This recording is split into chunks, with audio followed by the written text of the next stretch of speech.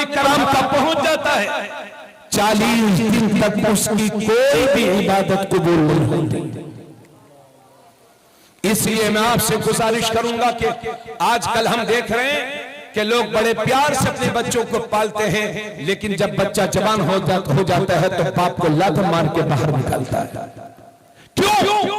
क्योंकि जिस तरह से हलाल लुक में असर दिखाते हैं, उसी तरह से हराम लुक में असर दिखाते हैं। इसलिए ठकरवा नानकार वालों, मैं आपसे कहना चाहूंगा, हलाल खोरी, हलाल खाने की आदत ये शरीयत के मुताबिक है, यही शरीयत को मतलूब है। इसलिए सूखी रोटी खा लो, मगर अपने बच्चों को हराम न खिलाओ।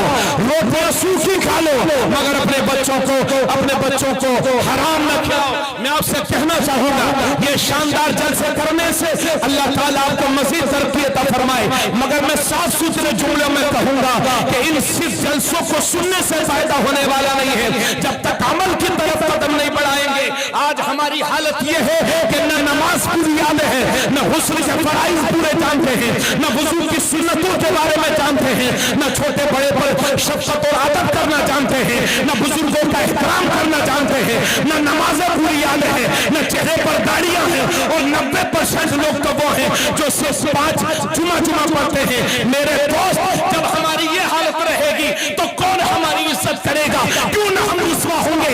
इसलिए मैं आपसे कहना चाहूंगा, आओ इन मसाइल से निजात चाहते हो तो दामन मुस्तफा की पनाह ले लो। यही एक दामन ऐसा है जो तुम्हें निजात बख्शेगा, जिस दामन की पनाह तुम्हें दुनिया में भी कामयाबी देगी, आखिरत में भी कामयाबी देगी। और मेरी कौम के जिम्मेदारों, घबराओ नहीं, फिक्र न करो, हिम्मत न हारो। ये बादल है, छट जाएंगे। इस्लाम का उजाला सुबह क़यामत तक जारी रहेगा। मेरी कौम, तू अपना रास्ता सीधा कर ले। अगर रास्ते में पत्थर भी होंगे तो अल्लाह मोम बना देगा, कांटे भी होंगे तो फूल बना देगा। नारे तकबीर, नारे रिसालत, मशरक़े आला हज़रत, मेराजे मुस्तफा, मज़हबे इस्लाम, ख्वाजा का हिंदुस्तान। वाह वाह वाह, बोलिए सुभान अल्लाह। एक साहब, अभी मैं कहीं सफर कर रहा था तो हमारे जो ड्राइवर साहब थे वो मुझसे कहने लगे कि बताओ, मुसलमान इतनी परेशानी में है और अल्लाह पाक सुन ही नहीं रहा है। मैंने कहा, जनाबे वाला, अपने अमाल तो देखिए, अपने अमाल तो देखिए। माफ करिएगा, अल्लाह से बहुत 100 बार तौबा, लेकिन इसी मजमे में ऐसे लोग भी बैठे होंगे जिन्होंने कई महीनों से फजर की नमाज नहीं पढ़ी होगी। जी, दिल काले हो चुके हैं लोगों के। अल्लाह इन कल्ब की स्याही को दूर फरमाए। इसी वजह से मेरे नबी ने एक दिन फरमाया था, ए लोगों, जिस तरह से लोहे को जंग लग जाती है, लोहा मैला हो जाता है, इसी तरह से इन दिलों को भी जंग लग जाती है। ये दिल भी काले हो जाते हैं, ये दिल भी सियाह हो जाते हैं। सहाबाई किराम ने उसका, या रसूल अल्लाह, इन दिलों की सफाई कैसे होगी, दिलों की गंदगी कैसे साफ होगी? तो अल्लाह के नबी फरमाते हैं, अगर दिलों की गंदगी साफ करना चाहते हो तो कसरत के साथ मौत को याद किया करो और कुरान करीम की तिलावत किया करो, दिलों की गंदगी दूर हो जाएगी। बोलो सुभान अल्लाह, माशाअल्लाह। और इतना बड़ा मजमा है, हमें कोई टारगेट ना करे, लेकिन लोग कहते हैं कि उलमा को सियासी बातें नहीं करनी चाहिए। जी, मैं भी इसका हामी हूं कि उलमा को सियासी बातें नहीं करना चाहिए, उलमा को वाज़ो नसीहत से काम लेना चाहिए। लेकिन मैं सियासी लोगों को भी मशवरा दूंगा कि जनाबे वाला, चाहे जितनी भी तरक्की करना, मगर अपने ईमान का सौदा कभी ना करना। इसलिए ये घर टूट जाएगा तुम्हारा बन जाएगा, मोबाइल गुम हो जाएगा तुम्हारा बन जाएगा, लेकिन ईमान जाए हो गया तो कुफ्र की जिंदगी जिल्लत की जिंदगी है। इसलिए आप अपनी जिंदगियों में कोई भी काम ऐसा ना करें कि आपका ईमान खतरे में पड़ जाए। सुन रहे मेरी बात? हाँ, ये सोशल मीडिया का दौर चल रहा है। आजकल लोग रंग बहुत बदल रहे हैं। अल्लाह फरमाता है सिबगतल्लाह वमन अहसनु मिनल्लाहि सिबगा, ये अल्लाह का रंग है और अल्लाह के रंग से बेहतर किसका रंग है? बोलो सुभान अल्लाह, सुभान अल्लाह। और जोर से बोलिए। ए भैया, अब कहीं मत जाना, ये लोग सब मुझे छोड़ के आपको देखने लगते हैं। आप थोड़ा सुकून से बैठो, अभी हजरत को भी मत लाना, सुकून से तकरीर सुनो, थोड़ी देर और इजाजत है हजरत। आका करीम सल्लल्लाहु अलैहि वसल्लम ऐसी कौम पर गुजरे, फिर तवज्जो चाहूंगा, वापस वहीं चलिए। ऐसी कौम से अल्लाह के नबी का गुजर हुआ कि उनके सरों को पत्थर से कुचला जा रहा है और उसके बाद सर फिर असली हालत में हो जाते हैं, फिर सही सलामत। फिर उनके सरों को पत्थर से कुचला जाता है, फिर सर वैसे हो जाते हैं। बार बार सर अच्छे होते हैं, फिर उनको कुचला जाता है, यानी तकलीफ दी जाती है। मेरे नबी ने फरमाया, जिब्राइल ये कौन लोग हैं? या रसूल अल्लाह, ये आपकी उम्मत के वो लोग हैं जो नमाजें छोड़ा करते थे। तवज्जो चाहूंगा, कुफ्र और इस्लाम के दरमियान सबसे बड़ा फर्क नमाज का है। मुशरिक की पहचान यह है कि वो दर बदर झुकता है और मोमिन की पहचान यह है कि वो सिर्फ खुदा के लिए झुकता है। हजरत, एक बात मुझे आप बताइए, अगर मौलाना कारी तारिक रजा साहब मेरे कान में मुझसे कहें कि हजरत ये बोल दीजिए, फिर मैं इनकी बात पर अमल ना करूं, तो दूसरी बार मुझसे फिर कहेंगे हजरत ये भी बोल दीजिए, फिर भी मैं ना मानूं, तो तीसरी बार मुझसे कहेंगे कि हजरत तारीफ रजा ये कह रहा था कि ये भी बोल दीजिए, फिर भी मैं ना मानूं, तो बोलो ये नाराज होंगे कि नहीं? जी हो जाएंगे। अगर ये 3 बार कोई बात मुझसे कहे और मैं अमल न करूं तो ये नाराज हो जाएं, तो सोचो तो सही, मेरे रब ने तकरीबन 68 या 70 मकाम पर नमाज का हुक्म फरमाया है, फिर भी हम नमाज नहीं पढ़ेंगे तो रब की रहमत लूटेगी कि नहीं? रब नाराज होगा कि नहीं? अल्लाह के नबी सल्लल्लाहु अलैहि वसल्लम ने इरशाद फरमाया, ए लोगों, जब तुम्हारे बच्चे 7 बरस के हो जाएं तो उन्हें नमाज का हुक्म करो, और जब तुम्हारे बच्चे 10 साल के हो जाएं तो उन्हें मार मार करके नमाज पढ़ाओ। हालांकि 10 साल के बच्चे पर नमाज फर्ज नहीं होती, 10 साल के बच्चे पर नमाज फर्ज नहीं होती, मगर इतनी ताकीद के साथ इसलिए हुक्म किया जा रहा है ताकि जब बचपन ही से नमाज की आदत रहेगी तो बालिग होने के बाद नमाज छोड़ने का ख्याल भी न कर सकेंगे। अल्लाह के नबी ने फरमाया, जब तुम्हारे बच्चे 7 बरस के हो जाएं तो उन्हें नमाज का हुक्म करो, और जब तुम्हारे बच्चे 10 साल के हो जाएं तो उन्हें मार मार करके नमाज पढ़ाओ, और जब तुम्हारे बच्चे 10 साल के हो जाएं तो उनके सोने के बिस्तर अलग अलग कर दो। 10 साल उम्र होने के बाद कोई भी बहन अपने भाई के साथ न सोए, कोई भी भाई अपनी बहन के साथ न सोए। बच्चों की उम्र 10 साल हो जाए तो उनके सोने के बिस्तर अलग अलग कर दो। ये मेरे नबी फरमाते हैं, अल्लाह के पाक नबी इरशाद फरमाते हैं, ए लोगों, जो सुबह सुबह बाजार की तरफ जाता है तो वो शैतान का झंडा लेकर के जाता है, और जो सुबह सुबह मस्जिद की तरफ जाता है तो वो अल्लाह के दीन का झंडा लेकर के जाता है। अब तुम्हें यह फैसला करना है कि सुबह उठने के बाद शैतान का झंडा उठाना है या अपने नबी के दीन का झंडा उठाना है। मेरे नबी ने हजरत अली से फरमाया था, ए अली, 3 कामों में कभी देर मत करना। जब नमाज का वक्त हो जाए तो नमाज की अदायगी में देर मत करना, जब जनाजा तैयार हो जाए तो उसकी नमाज जनाजा पढ़ने में देर मत करना, और जब किसी बेवा का विधवा का मुनासिब रिश्ता मिल जाए तो उसका निकाह करने में देर मत करना। ये है मेरे नबी जो फरमा रहे हैं, विधवा का मुनासिब रिश्ता मिल जाए तो उसका निकाह करने में देर मत करना।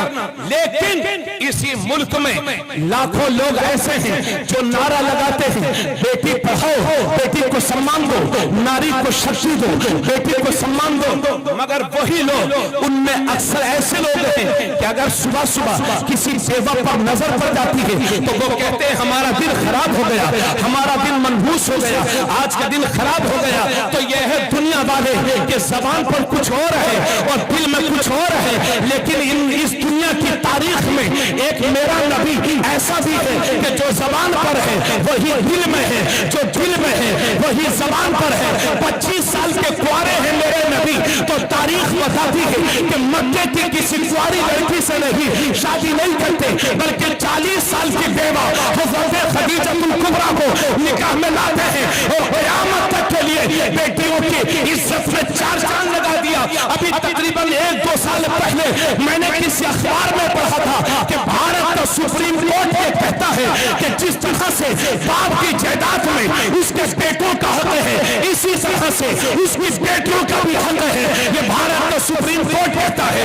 कुर्बान हो जाओ अपने नबी पर कि भारत का सुप्रीम कोर्ट जो बात आज कह रहा है वही बात 1400 साल पहले मदीने के दारुल हुकूमत से तुम्हारा नबी दुनिया को बता रहा है और फरमा रहा है कि बाप की जायदाद में जिस तरह से उसके बेटों का हक है, इसी तरह से उसकी बेटियों का भी हक है।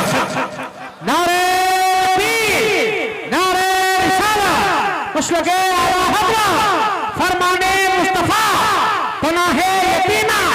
वाह वाह वाह, सुभान अल्लाह, सुभान अल्लाह, सुभान अल्लाह। बोलिए सुभान अल्लाह।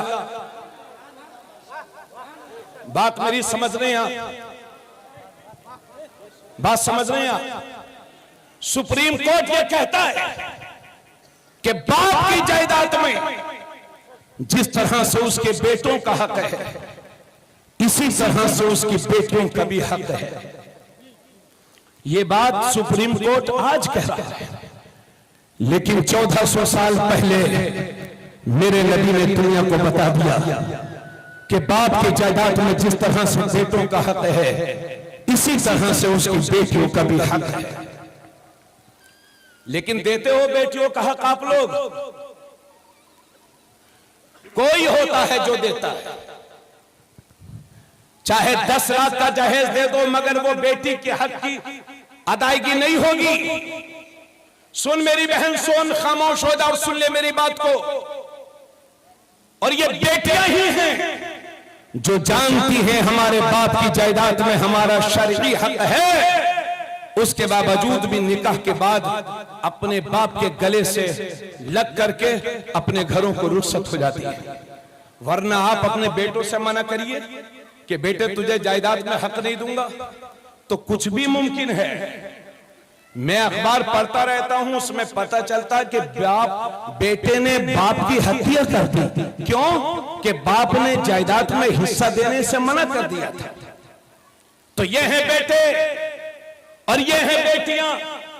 इसलिए मैं 100 बातों की एक बात कहना चाहूंगा, ढकरवा वालों, इन जलसों को काम के लिए बनाओ, काम के लिए इस्तेमाल करो। आका करीम सल्लल्लाहु अलैहि वसल्लम फरमाते हैं, मन तमस्सक बिसुन्नती इंद फसाद उम्मती फलहु अज्रु मियति शहीद, कि जिसने मेरी उम्मत के फसाद के वक्त, मेरी उम्मत के बिगाड़ के वक्त मेरी किसी सुन्नत को मजबूती से पकड़ा तो अल्लाह उसे 100 शहीदों का सवाब अता फरमाएगा। सुभान अल्लाह, सुभान अल्लाह, सुभान अल्लाह। आवाज आनी चाहिए। सुभान अल्लाह। कितने शहीदों का सवाब? 100 शहीद। थोड़ा भाई साहब इको थोड़ा सा बंद कर देंगे। 100 शहीदों का सवाब। और दूसरी हदीस में आका फरमाते हैं, जिसने मेरी किसी सुन्नत को जिंदा किया गोया कि उसने मुझे जिंदा किया, और जिसने मुझे जिंदा किया क़यामत के दिन जन्नत में वो मेरे साथ दाखिल होगा। वाह वाह वाह वाह, सुभान अल्लाह। और सुन्नतें तो हुजूर की बहुत हैं, मगर आज के जमाने में एक सबसे मजलूम सुन्नत, हजरत इजाजत चाहूंगा, थोड़ी देर सुनिए और थोड़ी देर। सैफ रजा कानपुरी साहब तशरीफ ला चुके हैं, माशाल्लाह बहुत आला क्वालिटी के नातखा हैं, इन्हें आप समाप्त करेंगे। उनके बाद इंशाल्लाह हजरत सैयद साहब किबला की भी तकरीर होगी। आप हजरात मेरी बातों को थोड़ी देर के लिए और समाप्त कर लें। सुन्नतें तो बहुत हैं, मगर सबसे मजलूम सुन्नत है ये दाढ़ी।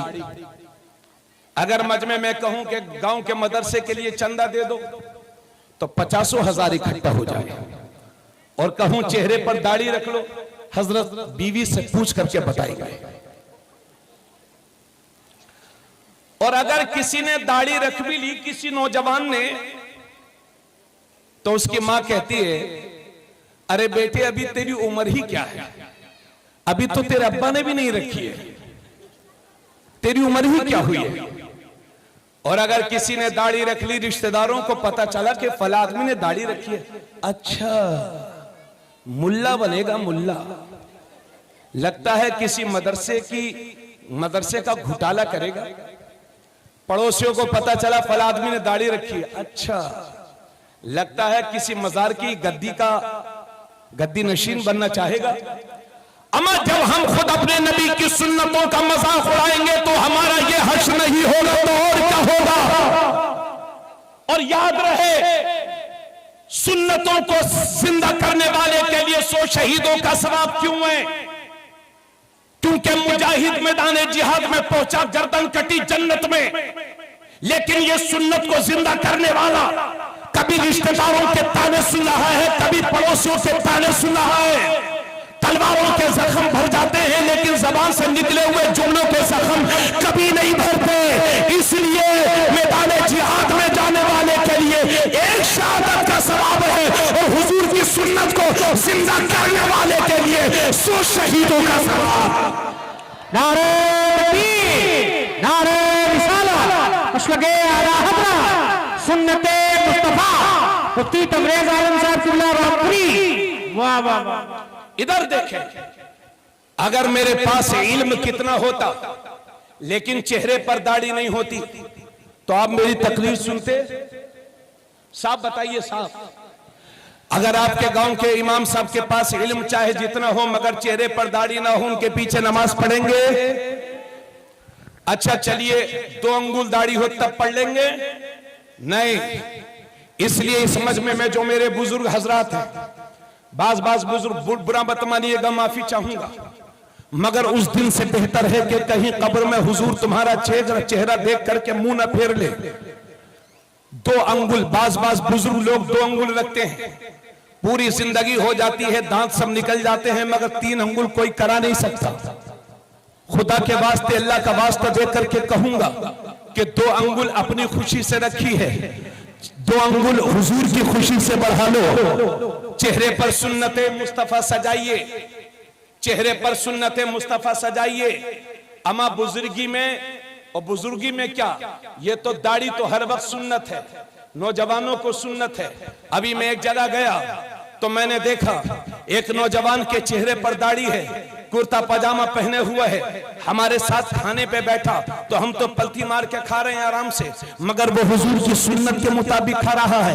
मैंने पता किया तो पता चला वो कोई आलिम हाफिज कारी नहीं है, वो करोड़पति बाप की औलाद है, मगर हुजूर का ऐसा आशिक है कि हर बात पर हुजूर की अमल करता है। ये लोगों जरूरत इस बात की है, आओ इस दौर में भी अगर हुजूर के दामन की पनाह नहीं लोगे तो कहां जाओगे? तुम नारा तो लगाते हो हुजूर का, लेकिन स्टाइल अपनाते हो हुजूर के दुश्मनों की। मैं अल्लाह का वास्ता दे करके कहूंगा, मेरी कौम तुम्हें नेक बनना होगा। और यह भी याद रहे, हमारी तकरीरों से ज्यादा दीन की खिदमत आप कर सकते हैं, क्योंकि हम तो मदरसे से चले, मस्जिद पहुंचे, मस्जिद से अपने घर पहुंचे, अपनी गाड़ी में बैठे, मुसलमानों के साथ बैठे, मुसलमानों में पहुंचे, मुसलमानों में तकरीर कर रहे हैं। समाज में आप रहते हो, दुनिया के दूसरे धर्म के लोगों के साथ बिजनेस में पार्टनरशिप आपकी है, खेतों में किसानी आप हजरात करते हैं दूसरे मजहब वालों के साथ। इसलिए मैं कहता हूं, और ये भी सुन लो, हमारी बदअमलियों के नतीजे में दूसरी कौमें इतनी दूर होती चली जा रही हैं कि वो हमारा कुरान नहीं पढ़ती, वो हमारी हदीस नहीं पढ़ती, लोग हमें देखते हैं और इस्लाम को समझने की कोशिश करते हैं। इसलिए अल्लाह का वास्ता दे करके कहता हूं कि पक्के सच्चे मुसलमान बन जाओ। अगर तुम कहीं खड़े हो और मस्जिद से सदाए अल्लाहू अकबर आ जाए तो दुनिया का सारा काम छोड़ करके मस्जिद का रास्ता ले लो, ताकि पता चल जाए इस्लाम में नमाज कितनी जरूरी है। अगर तुम्हारे पड़ोस में किसी दूसरे धर्म का बंदा रहता है तो उसके साथ ऐसा बेहतरीन सुलूक करो, ऐसा सुलूक करो कि वो भी तुम्हारे नबी की सीरत पढ़ने पर मजबूर हो जाए। जब बोलो तो सच बोलो, जब वादा करो तो उसे निभाओ, चलो तो सुन्नतों के मुताबिक, पियो तो सुन्नतों के मुताबिक, शादी करो तो सुन्नतों के मुताबिक, ताकि दुनिया ये कहने पर मजबूर हो जाए कि जब नबी का गुलाम ऐसा है तो इस गुलाम का इमाम कैसा होगा। वाह वाह वाह वाह, सुभान अल्लाह माशाअल्लाह। बात समझ में आ रही है कि मगर हाय अफसोस 10 बीघा जमीन थी, सब बेच दी लड़की की शादी के मौके पर। कितने लोग आत्महत्या करके दुनिया से चले गए। अगर जमीनें बेच बेच करके शादियां होंगी, लोन निकाल निकाल करके शादियां होंगी, तो आने वाला वक्त तुम्हारे लिए और भी डेंजर होगा। क्योंकि जब जमीनें बिक जाएंगी, महंगाई बढ़ जाएगी, तब क्या करोगे? इसलिए रोने धोने से फायदा यह है, अभी वक्त है, देर हुई है, अंधेर नहीं। आओ इन मुश्किल रस्मों से, परेशानियों से निजात चाहते हो तो हुजूर की दामन की पनाह ले लो। मेरे नबी फरमाते हैं सबसे बेहतरीन शादी वो है जो कम से कम खर्च में मुनक्किद हो जाए। सुभान अल्लाह सुभान अल्लाह। कम से कम बाराती लेकर के जाइए। सुने मेरी बात, बाराती कम से कम, और जिन हाथों को खुदा के आगे ससुराल के आगे फैलाते हो, काश उन्हीं हाथों को उठा उठा करके रात में अल्लाह के हुजूर फैला दो तो मेरा रब इतना देगा कि तुम्हारी नस्लों से गरीबी का खात्मा हो जाएगा। वाह वाह वाह। अगर आज किसी की 3 बेटियां जवान हैं, मैं मिलता हूं ऐसे लोगों से, मिला हूं ऐसे लोगों से, अगर 3 बेटियां जवान हैं तो रातों में नींद नहीं आ रही है, बेटियों से चेहरा छुपा छुपा करके रो रहा है गरीब बाप। और ये लखीमपुर वालों, सारे हिंदुस्तान के मुसलमान तुम्हारी तरह जमीन जायदाद वाले नहीं हैं, तुम्हारे गरीब भाई भी हैं। इसलिए नज़ीरें कायम करो। और बेटे वालों से दरखास्त करूंगा कि अपने कदमों को आगे बढ़ाओ और मस्जिदों में निकाह करने का आगाज करो। मस्जिद से बेहतर निकाह के लिए कोई और जगह नहीं हो सकती। मैं इस सिलसिले में बहुत सारी तकरीरें कर चुका हूं। अलबत्ता एक बात यहां पर बता दूं, ये कोई किस्सा कहानी की बात नहीं, ये तिरमिज़ी शरीफ की हदीस है। अल्लाह के नबी फरमाते हैं आलिनू हाज़ल निकाह वजअलूहु फिल मसाजिद, के निकाह जब भी करो तो ऐलान करके करो और निकाह मस्जिदों में मुनक्किद किया करो। क्योंकि हालांकि मसला यह है कि कोई यहां निकाह करवाएगा, यहां हो जाएगा, शराइत पा लिए जाए, हवाई जहाज में निकाह हो जाएगा, शराइत पा लिए जाए, 5 लाख का होटल बुक करके वहां भी निकाह हो जाएगा, शराइत पा लिए जाए, छप्पर के नीचे निकाह हो जाएगा। लेकिन तुम्हारे नबी की रूह, मेरे नबी की रूह पुकार पुकार कर कह रही है निकाह मस्जिदों में मुनक्किद करो, क्योंकि मस्जिदों में निकाह करना सुन्नत है। हुजूर की इस मुर्दा सुन्नत को जिंदा करने की कोशिश करिए, क्योंकि जब मस्जिद में निकाह होगा तो उसके बहुत सारे फायदे हैं, जिनमें से 3 बड़े बड़े फायदे ये हैं। सबसे बड़ा फायदा ये है कि अक्सर लोगों का निकाह जिंदगी में एक बार होता है, बार बार नहीं। तो जब हमारा निकाह मस्जिद में होगा तो हमारे निकाह में कोई नापाक शामिल नहीं होगा, सिर्फ पाक लोग शामिल होंगे। दूसरी बात यह है कि निकाह के बाद जो हजारों रुपयों के पटाखे फोड़े जाते हैं वो नहीं फूटेंगे। तीसरी बात यह है कि निकाह के बाद जब मस्जिद में काज़ी इस्लाम या इमाम मोहतरम दुआ करता है तो हदीस में लिखा है कि मुसलमान जब मस्जिद में दुआएं करते हैं तो साथ में अल्लाह के फरिश्ते भी आमीन कहा करते हैं। वाह वाह वाह वाह, जिंदाबाद, अल्लाहु अकबर, या रसूल अल्लाह, जिंदाबाद, अल्लाहु अकबर, या रसूल अल्लाह, वाह वाह वाह। ये बैठे हैं कारी शान मोहम्मद साहब, वो हमारे अजीज अमानत रसूल, ये मुंबई में रहते हैं। मैं गया हूं इनकी मस्जिद, वहां इनके इमाम साहब मौलाना शमीम कादरी साहब हमारे अजीज हैं, बड़े अच्छे नौजवान खतीब हैं। पूछिए इनसे, ऐसे ऐसे सेठ लोग, अरबपति लोग अपने बच्चों के निकाह मस्जिद में करते हैं कि अगर उनसे बात की जाए दौलत की तो पूरे ठकरवा को खरीद ले, लेकिन वो लोग मस्जिदों में निकाह करते हैं। और यहां 2 रुपया आया तो भूल गए देहात को, ये चला है लखीमपुर दौलत का जलवा दिखाने दूसरे को। पता चला कि 15 लाख रुपया खर्च किया, आखिर में खाना खत्म हो गया, सारी बनी बनाई इज्जत मिट्टी में दफन हो गई। इसलिए कौम की बेटियों का जीना दूभर ना करो। और जहां हमें लड़के वालों से शिकायत है वहां लड़कियों वालों से भी बहुत शिकायत है। लड़की वाले भी चाहते हैं कि हमें लखपति दामाद मिले, ऐसा दामाद मिले कि 10 लाख की तो कम से कम गाड़ी हो, 1 लाख रुपया तनख्वाह हो, चाहे सड़ा हुआ बदबूदार वहाबी हो। लोग कहते हैं हजरत वहाबियत बहुत फैल रही है। अमा फैला आप रहे हो, हमको नोते रोकने वाले। वहाबियत फैलने की सबसे बड़ी वजह है वहाबियों में शादी। मेरे नबी फरमाते हैं तुनकाहुल मरातु लिअरबईन लिमालिहा वली हसबिहा वली जमालिहा वली दीनिहा फज़फर बिज़ाति दीन। हुजूर फरमाते हैं किसी भी लड़की से 4 वजहों से रिश्ता किया जाता है, या तो इस वजह से कि वो बहुत मालदार है, या इस वजह से कि बड़े घराने की है, या इस वजह से कि लड़की खूबसूरत बहुत है, या इस वजह से कि लड़की दीनदार बहुत है। हुजूर फरमाते हैं तुम दीनदार लड़की को इख्तियार करो, कामयाब हो जाओगे। वाह वाह वाह।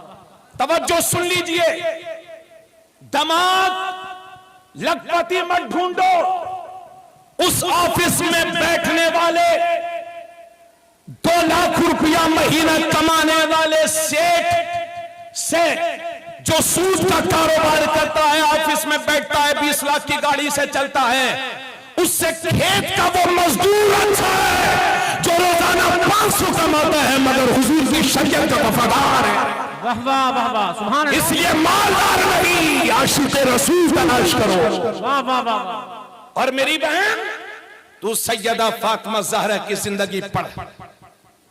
लंबी लंबी फरमाइश अपने बाप से करके अपने बाप को रोने पर मजबूर मत कर। सैयदा फातिमा ज़हरा इतने बड़े बाप की औलाद, उसके बावजूद अपने घर का काम अपने हाथ से किया करती थी। सुने आप लोग, बस खत्म कर दे। अल्लाह ताला सलामत रखे। आखिर में अपनी बहनों से इतना और कहना चाहूंगा कि पिछले 1-2 साल से हम देख रहे हैं कि हमारी बेटियां मुर्तद हो रही हैं, यानी वो किसी के भी साथ भागने से परहेज नहीं करती, और सबसे बड़ी उसमें वजह मोबाइल का इस्तेमाल। जी, सबसे बड़ी वजह मोबाइल का इस्तेमाल। घर में खाने को नहीं है मगर मोबाइल 20,000 रुपए का है, और जवान बेटी चला रही है। उनके अब्बा जी से कहो तो वो कहते हैं हजरत लड़की का शौक है, और हमारी लड़की तो दिल की बड़ी अच्छी है। सुने भाई, क्या आप अपनी बेटियों के दिल को भी देखते हैं क्या? इसलिए ज्यादा चक्कर में मत रहो, दामन मुस्तफा की पनाह ले लो, शरीई माहौल अपने घरों में कायम करो। और मेरी बहन, हुजूर सल्लल्लाहु अलैहि वसल्लम का जितना एहसान तुझ पर है, तुम पर इतना एहसान कायनात में किसी और का नहीं है। इसलिए तुम्हारी ये जिम्मेदारी बनती है। आज हम अपनी बहनों को देखते हैं कि वो पूरे गांव में गले में रुपट्टा डाले और पूरे गांव में घूम रही है।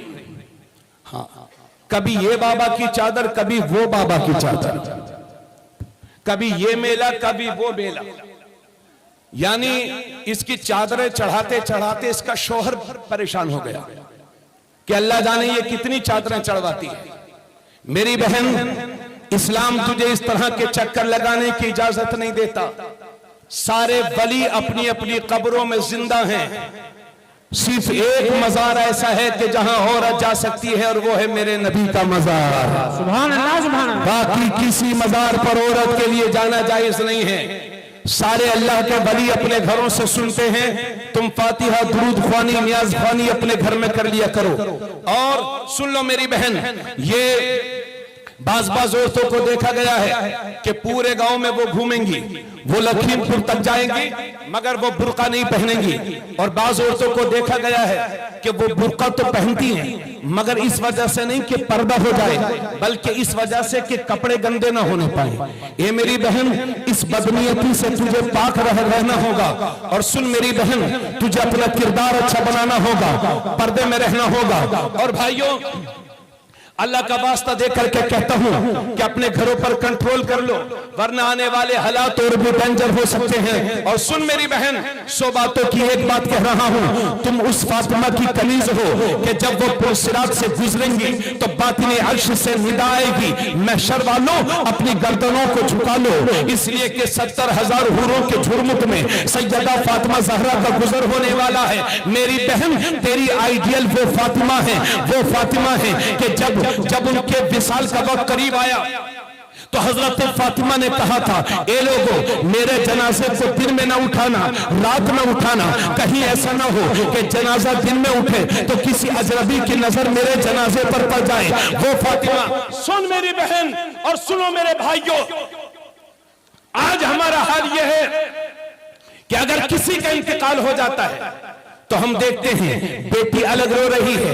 पोती अलग रो रही है, बहू अलग रो रही है, माँ अलग रो रही है, लोग आ रहे हैं और मैयत को देख रहे हैं और साथ ही साथ ये भी देख रहे हैं कि इन औरतों को ये पता ही नहीं है हमारा दुपट्टा कहाँ गया, सीना खुला हुआ है, बाल बिखरे हुए हैं, इन्हें ये होश ही नहीं है कि हमारा दुपट्टा कहाँ गया, इन्हें ये पता ही नहीं है कि कहां से, इन्हें ये पता ही नहीं है कि कौन आ रहा है, कौन जा रहा है, ये भूल गई पर्दे को। मेरी बहन, मुसीबत के वक्त में भी अपना पर्दा न छोड़ और सुनो, मेरे नबी की सहाबियां हैं, नाम है उनका हजरत उम्मे खल्लाद, उनका जवान बेटा मेरे नबी के साथ जंग में गया हुआ था और वो वहीं पर शहीद हो गए। जब उनकी मां को पता चला उम्मे खल्लाद को कि मेरा बेटा शहीद हो गया है, मेरा बेटा कत्ल कर दिया गया है, तो पूरे पर्दे के साथ, पूरे इस्लामी वकार के साथ, पूरे हिजाब के साथ हुजूर सल्लल्लाहु अलैहि वसल्लम की बारगाह में पहुंची। शिकायत करने नहीं गई थी बल्कि अपने बेटे के ताल्लुक से एक मसला पूछने गई थी। जब सहाबा ने देखा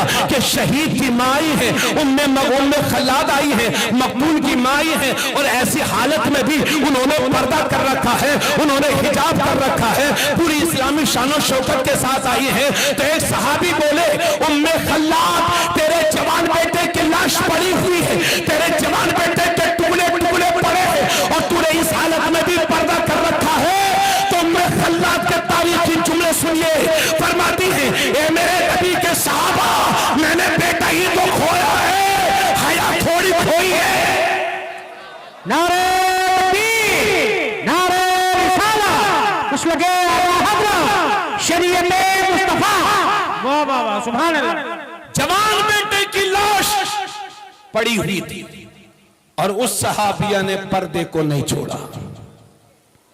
इसलिए तेरी भी ये जिम्मेदारी बनती है मेरी बहन, पर्दे में रह, अपने बाप की इज्जत का सौदा न कर। और ए भाइयों, अपने बेटियों के हाथों में मोबाइल देने से परहेज कीजिए। मोबाइल दीजिए, अपने सामने इस्तेमाल करवाइए, जरूरत के बाद रख दीजिए। अगर औलाद के नाजायज शौक पूरे करोगे तो आखिरी उम्र में तुम्हें रोना पड़ जाएगा। अल्लाह के नबी फरमाते हैं, एक बाप की तरफ से उसकी औलाद के लिए जो सबसे बड़ा तोहफा होता है वो बेहतरीन तरबियत होती है। अगर चुप भाई कोई बात इधर सुनिए, एक बाप की तरफ से उसकी औलाद के लिए जो सबसे बड़ा तोहफा होता है वो बेहतरीन तरबियत होती है। अगर आप अपनी औलाद को तोहफा नहीं देंगे तो वो एक बार रोएगा और बेहतरीन तरबियत नहीं देंगे तो जिंदगी भर खुद भी रोएगा, आपको भी रुलाएगा। अल्लाह फरमाता है, या अय्युहल्लज़ीना आमनू कू अनफुसकुम व अहलीकुम नारा वक़ूदुहुन्नास वल हिजारा, ए लोगों, अपने आप को और अपनी औलाद को जहन्नम की आग से बचाओ जिसके ईंधन इंसान और पत्थर है। इसलिए बेदार हो जाओ। मैं अल्हम्दुलिल्लाह रामपुर में रहता हूँ, बरेली शरीफ के आगे, और पिछले 7-8 बरस से मदरसा जुलूम कस्बा नानपारा जिला बहराइच शरीफ में पढ़ाता हूँ। मैं कभी नानपारा वापस होता हूँ, कभी रात के 4 बजे, कभी 5 बजे, सुबह के वक्त कभी 6 बजे। जब मैं वापस होता हूँ तो मैं क्या देखता हूँ कि दूसरी कौमों के नौजवान सुबह वर्जिश कर रहे हैं, वो दौड़ लगा रहे हैं, वो वर्जिश कर रहे हैं। अगर उनसे पूछा जाए ये मेहनत क्यों कर रहे हो, ये वर्जिश क्यों कर रहे हो, तो वो कहते हैं हजरत हमें आर्मी में जाना है, हमें फौज में जाना है। तो ये दूसरी कौमों के बच्चे हैं जो सुबह अपने मिशन की तरफ जा रहे हैं, और ये मेरी कौम का नौजवान है जो रात के 2 बजे सोता है, सुबह के 10 बजे उठता है। ना अल्लाह का खौफ है, ना हुजूर से शर्म, ना माँ बाप का कहना मान रहा है, ना इमाम साहब का कहना मान रहा है। मेरी नौजवान नस्ल, तू ही हमारी उम्मीद है, तुझी से हमारी उम्मीदें वाबस्ता हैं। जिस कौम का कोई मिशन होता है वो सुबह के 9 बजे तक नहीं सोती। याद रहे, बेदार हो जाओ। अगर इसी तरह से गफलत की चादर ओढ़कर सोते रहे तो दुनिया हमेशा के लिए तुम्हें फना कर कर देगी, हमेशा के लिए सुला देगी। इसलिए बेदार हो जाओ, हिम्मत से काम लो और याद रहे 100 बातों की एक बात, 100 बातों की एक बात, शादी जरूरत के मुताबिक, शादी कम खर्च में करो, जरूरत के मुताबिक घर बनाओ और अपनी हैसियत से बढ़ करके अपने बच्चों को पढ़ाओ और लिखाओ। इसलिए कि आने वाला वक्त जिहालत का वक्त नहीं है, आने वाला वक्त इल्म का वक्त है। सत्ता की चाबियां उसी कौम के हाथ में होंगी जिस कौम के नौजवानों के पास किताब और कलम की ताकत होगी। इसलिए बेदार हो जाओ, सूखी रोटी खा लो मगर अपने बच्चों को जाहिल न रहने दो, फटे कपड़े पहन लो मगर अपनी बेटी को बेपर्दीन बेपर्दा न रहने दो, सूखी रोटियां खा लो मगर अपने बच्चों को हलाल लुक़्मे हराम लुक़्मे न खिलाओ, परवरिश बेहतरीन करो, पढ़ाओ। लेकिन यह भी याद रहे कि दुनिया की सारी यूनिवर्सिटीज, दुनिया के सारे कॉलेजेस, दुनिया के सारे स्कूल ये डिग्री होल्डर बनाते हैं और कुरान बेहतरीन इंसान बनाता है। इसलिए सब कुछ पढ़ाइए मगर कुरान जरूर पढ़ाइए। मेरे साथ सब मिलके बोले, सब कुछ पढ़ाइए मगर कुरान, क्योंकि स्कूल कॉलेज ये डिग्री होल्डर बनाते हैं और कुरान बेहतरीन इंसान बनाता है। क्या नाम है? ढक्कर व नान करना जी। यहाँ के कब्रिस्तान में जो मरहुमीन है, अल्लाह सलामत रखे। आप लोगों को यह पता नहीं होगा कि 50 साल पहले इस गांव में कौन कौन लोग रहते थे। जब वो लोग बोलते थे तो 4 आदमी उनकी बातें सुना करते थे। आज जब वो कब्र में पहुंच गए हैं तो उनके पोते को भी ये पता नहीं है कि मेरे दादा की कब्र कहां है। इसलिए कोई हमेशा के लिए नहीं आया है इस दुनिया में, धोखे में मत रहना। अभी 2 साल पहले एक डॉक्टर के बारे में पढ़ा गया कि वो 39 साल का नौजवान डॉक्टर था, हार्ट का सर्जन, दिल का ऑपरेशन करने वाला। 1000 से ज्यादा उसने ऑपरेशन किए थे, लेकिन जब उसे मौत आई 39 साल की उम्र में अचानक से हार्ट पड़ा और वो दुनिया से चला गया। अभी कल आपने गूगल पर खबर पड़ी होगी, एक साहब इलाहाबाद से अपने मजहबी रसूम अंजाम देकर वापस हो रहे थे। लखनऊ आगरा एक्सप्रेसवे पर अचानक से उनकी कार अनकंट्रोल हुई और वकील और उनकी बीवी 34 साल की और एक बेटा 4 साल का और एक बेटी 12 साल की, ये कल की खबर है, आनन फानन चारों के चार मौत की आगोश में चले गए, एक्सीडेंट हो गए। तो ये मत समझिएगा कि हम हमेशा दुनिया में हमेशा के लिए आए हैं। आला हजरत फरमाते हैं कि तलवारों के 1000 वार से जितनी तकलीफ होती है, मौत के झटके से उससे भी ज्यादा तकलीफ होती है।